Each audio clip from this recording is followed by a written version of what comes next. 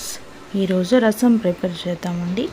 ఇలాగా పచ్చి టమాటా ఒకటి, చింతపండు కొద్దిగా తీసుకొని రెండు స్మాష్ చేసుకోవాలండి. ఫస్ట్ టమాటాని చింతపండుని మ్యాష్ చేసుకొని పక్కన పెట్టుకోవాలి.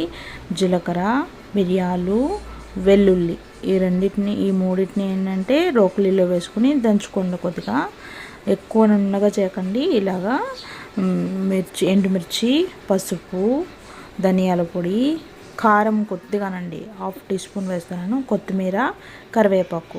ప్యాన్ పెట్టుకొని ఆయిల్ వేసుకున్నాం. ఆయిల్ వేసుకున్న తర్వాత సాసోలు వేసుకున్నామండి. ఇలా హీట్ అయిన తర్వాత సాసోలు వేసుకున్నాం. ఇలా వేసుకున్న తర్వాత కొంచెం మీడియం ఫ్లేమ్లో పెట్టుకోండి. ఎక్కువ పెట్టాలంటే అది మాడిపోతుందండి. రసం అనేది టేస్ట్ బాగోదండి. ఇప్పుడు వెల్లుల్లి, జీలకర్ర ఇవన్నీ చేసుకున్నాం కదా, వీటిని కొద్దిగా వేసి వేయించుకోవాలండి. ఎందుకంటే టేస్ట్ బాగుంటుంది. ట్రై చేసి చూడండి. ఇలాగా ఇలా వేస్తున్నానండి. జీలకర్ర, మిరియాలు, వెల్లుల్లి ఇవన్నీ కరివేపాకు వేస్తున్నానండి.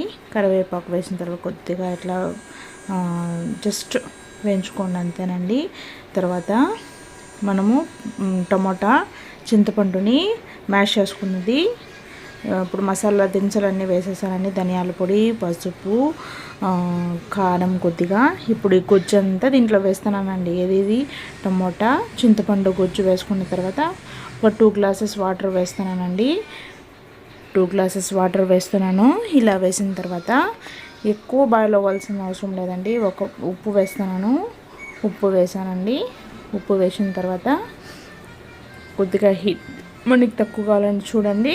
ఎక్కువ వేసుకోకూడదు. ఒకటేసారి వేసామంటే ఇదవుతుంది. చెక్ చేసుకొని తక్కువగా ఉంటే మళ్ళీ కొద్దిగా వేసుకోండి. ఇలాగా ఒక పొంగు వచ్చేంత వరకు ఉండాలండి. ఎక్కువ ఉండకూడదు. ఎక్కువ బాయిల్ చేశారంటే దాని రసం యొక్క టేస్ట్ పోతుంది. ఇలాగా ఒక పొంగు రావాలండి. ఒక పొంగు వచ్చిందంటే ఓకే, మళ్ళీ దించి పెట్టుకొని సర్వ్ ఇలాగా అండి. ఇలా సర్వ్ చేసుకున్న తర్వాత ఇలా ఒక పొంగు వస్తే చాలండి. ఇలా వేడి వేడి రైస్లోకి నెయ్యి వేసుకొని కొద్దిగా రసంతో తింటే చాలా టేస్ట్గా ఉంటుందండి. ఎన్ని కర్రీస్ ఉన్నా రసం టేస్ట్ రసందండి.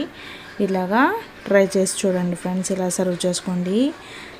మీకు ఈ వీడియో నచ్చినట్టయితే లైక్, షేర్, సబ్స్క్రైబ్ ఫ్రెండ్స్.